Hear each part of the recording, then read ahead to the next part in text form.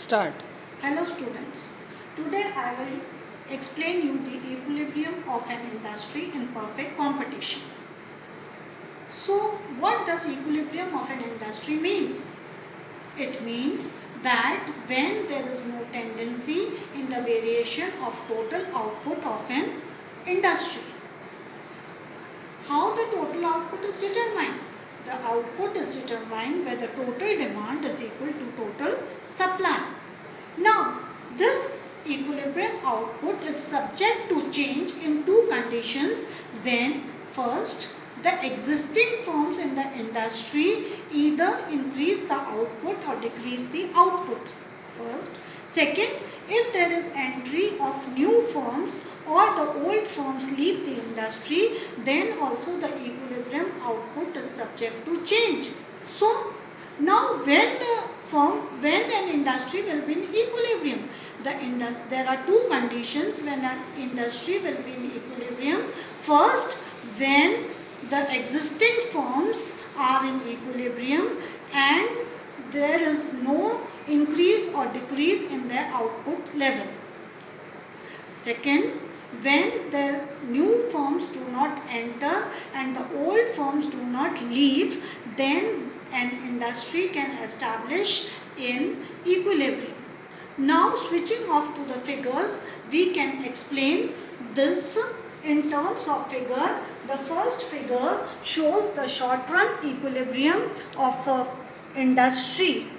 Here at E, the short run supply curve is equal to demand. The price determined is OP1 and the quantity determined is OQ.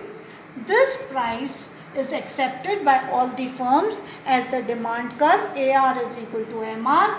The equilibrium of the firms is at R, where the price is OP1, the output is OM. As the cost is less, that is Km is less than Rm, therefore the firms earn abnormal profit.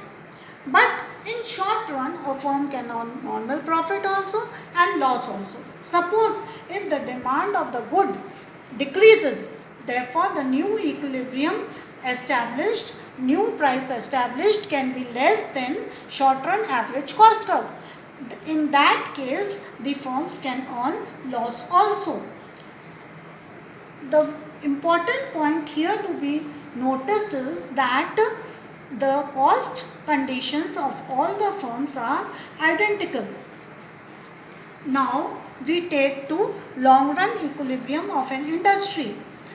In this, long run equilibrium of the industry is when the new firms can enter and exit, whereas in short run the firms could not enter or exit, only there is change in output. So this demarks the difference between short run and long run.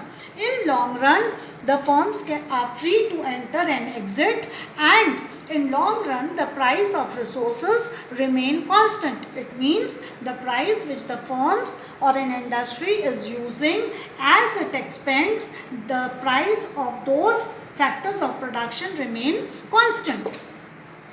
To start with the figure, I start from point R, where D is equal to SRS1 and the output is ON1 and the price is OP1. This price is accepted by all the firms and the demand curve is P1, L1. Equilibrium is at where SMC is equal to MR. The output is OQ1 and the price is OP1. As the price is greater than the cost, therefore it earns abnormal profit. Attracted by these abnormal profits, the new firms enter in long run and the supply increases. The supply curve shifts from SRS1 to SRS2. Therefore, the price falls from OP1 to OP2 as the new equilibrium is at T, where D is equal to SRS2. The output increases and this price is accepted by the firms, and at this price the equilibrium condition is where LMC is equal to SMC is equal to SSC is equal to LSC. Here the firms earn only normal profit at OQ2 output, and it works at the minimum point of LAC. See students, these figures deal with the identical cost conditions. Now we switch off to short run equilibrium of the firms with different cost conditions. Now the question arises, why the firms have different cost, or why there are difference in cost of production.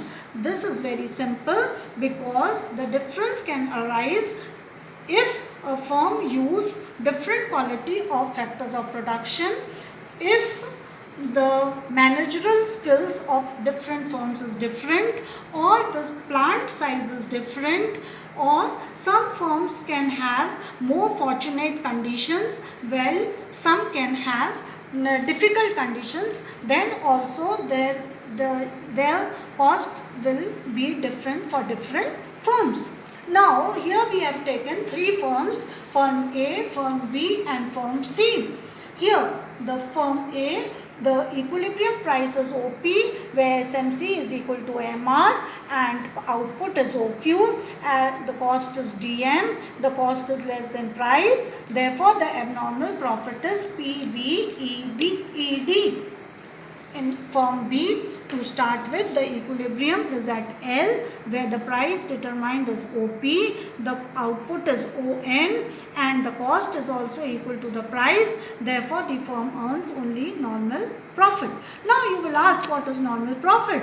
The normal profit is the profit which is sufficient to sustain the firms to remain in the industry. That is known as normal profit. For firm C, the equilibrium is at OP price, where SMC is equal to MR, output is OT, and as the cost is greater than the price, therefore the firm has loss. So we can see that in short run, a firm can have either abnormal profit, normal profit or loss under different cost conditions. Now we take over to long run equilibrium of the firms in case of differential cost conditions. To start with, we have taken three firms, firm A, firm B and firm C. Firm A equilibrium is where LMC is equal to MR, price is OP, output is OQ and it earns abnormal profit PHEG because the cost is less than the price. In case of firm B, also as the cost is less than the price, because the equilibrium is at where LMC is equal to MR at F and abnormal profit is PJFK at OQ output and the cost is less than price, therefore the firm is earning abnormal profit. But its profit can be less in comparison to A. It depends upon the efficiency. As there is more efficiency, the LAC will be far below the price. Now, in the third condition, firm C, we see that the equilibrium is where LMC is equal to MR, the price is OP, the output is OS, but the cost is equal to the price. Therefore, the firm is earning only normal profit. This firm is said as marginal firm because no new firms will be attracted to this, and these two firms, firm A and firm B, are called intramarginal because they are earning abnormal profit because their price is greater than the cost, and in such conditions the new firms will be attracted in the industry. Thank you.